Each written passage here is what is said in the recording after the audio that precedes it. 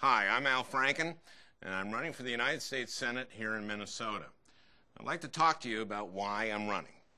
Now, I'm not a typical politician. I've spent most of my career as a comedian. Minnesotans have a right to be skeptical about whether I'm ready for this challenge and to wonder how seriously I would take the responsibility that I'm asking you to give me. I want you to know that nothing means more to me than making government work better for the working families of this state, and over the next 20 months, I look forward to proving to you that I take these issues seriously. Today, however, I want to take a few minutes to explain to you why I take these issues personally. My family moved to Albert Lea from New Jersey when I was 4 years old. My dad never graduated high school and never had a career as such, but my mom's dad, my grandpa, owned a quilting factory out east. Quilting is a fabric that, usually lines winter coats. He gave my dad a chance to start up a new factory in Albert Lea. After about 2 years, the factory failed, and then we moved up to the Twin Cities. Years later, I asked my dad, why Albert Lea? And he said, well, he was from the East. He talked like this. He said, well, your grandfather wanted to open a factory in the Midwest, and the railroad went through Albert Lea. So I asked him, why did the factory fail? And he said, well, it went through Albert Lea, but it wouldn't stop. That was my dad. A great guy, terrible businessman. I got a job as a printing salesman in Minneapolis, and my mom worked as a real estate agent. The four of us, I have an older brother, Owen, lived in a 2-bedroom, 1-bath house in St. Louis Park. That was my childhood. I grew up in a hard-working, middle-class family, just like many of yours. And as a middle-class kid growing up in Minnesota back then, I felt like I was the luckiest kid in the world. And you know what? I was. My wife, Franny, whom I met freshman year of college, wasn't quite as lucky. When she was just 17 months old, her dad, a decorated World War II vet, died in a car accident, leaving her mother, Fran, my wife's a junior, leaving my mother-in-law widowed with 5 kids at age 29. My mother-in-law worked in the produce department of a grocery store, but my wife's family made it because of Social Security survivor benefits. Sometimes there wasn't enough food on the table. Sometimes they turned off the heat in the winter. This was in Portland, Maine, almost as cold as Minnesota. But they made it. Every single one of the 4 girls in Franny's family went to college thanks to Pell Grants and other scholarships. My brother-in-law, Neil, went into the Coast Guard, where he became an electrical engineer. And my mother-in-law, Fran, well, she got herself a $300 GI loan to fix her roof, but instead used the money to go to the University of Maine. Well, she graduated and became a grade school teacher, teaching Title I kids, poor kids. And so her loan was forgiven. My mother-in-law and every single one of those 5 kids became a productive member of society. Now, conservatives like to say that people need to pull themselves up by their bootstraps, and I agree, that's a great idea. But first, you gotta have the boots. And the government gave my wife's family the boots. That's what progressives like me believe the government is there for. To provide security for middle-class families like the one I grew up in, and opportunity for working poor families like the one Franny grew up in.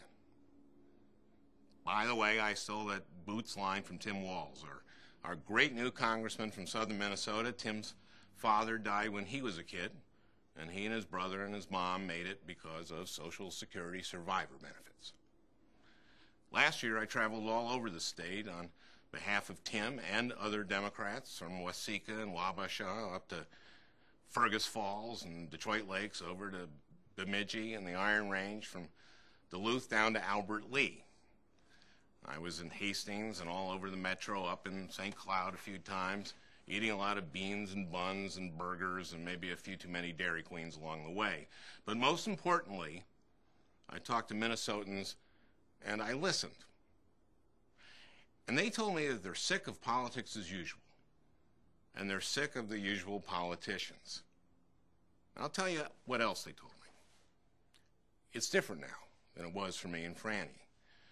When Franny's sisters were using them to go to college, Pell Grants paid for 90% of a college education. Today, they pay for less than 40%. And President Bush, with the help of his Republican allies in Congress, have even tried to privatize Social Security. You should have heard Franny when they tried to do that. It's different for middle-class families, too. These families are being squeezed harder and harder every year. Maybe you know what it's like to be one healthcare crisis away from bankruptcy. Maybe you or your parents or grandparents can't afford prescription drugs. Maybe you have kids and you're worried about paying for their college. Maybe someone you love is in Iraq and you don't know how long they'll have to stay there or what will happen when they come home. Middle-class families today struggle with that feeling of insecurity, the sense that things can fall apart without notice, outside of your control. Your government should have your back. That should be our mission in Washington, the one FDR gave us during another challenging time. Freedom from fear. You know, Americans have never backed away from challenges, and Minnesotans have always led the way. Our state has sent some strong progressive leaders to Washington, from Hubert Humphrey to Walter Mondale to Paul Wellstone, and now Amy Klobuchar. Minnesota's public servants might not always look and sound like typical politicians, but they stand by their principles and lead by their values. That's the kind of leader I think we need more of these days. And that's the kind of senator I'll be. You know, President Clinton used to say that there is nothing wrong with America that can't be fixed by what's right with America. Or, as I would add, by what's right with Minnesota. We can lead the fight against global warming and dependence on foreign oil by developing new sources of renewable energy and create good Minnesota jobs in the process. We can lead the nation in finding life-saving cures by harnessing the potential of stem cell research. We can lead the nation by sending someone to the Senate who will be a voice for a strong and responsible America, one that uses its relationships with our allies to create a better and more secure world for ourselves and for future generations. My political hero is Paul Wellstone. He used to say, "The future belongs to those who are passionate and work hard." I may be a comedian by trade, but I'm passionate about the issues that matter to your family because they matter to mine too. And I'm ready to work as hard as I can to help us build a better future together. Thanks for listening, and I'll see you on the trail.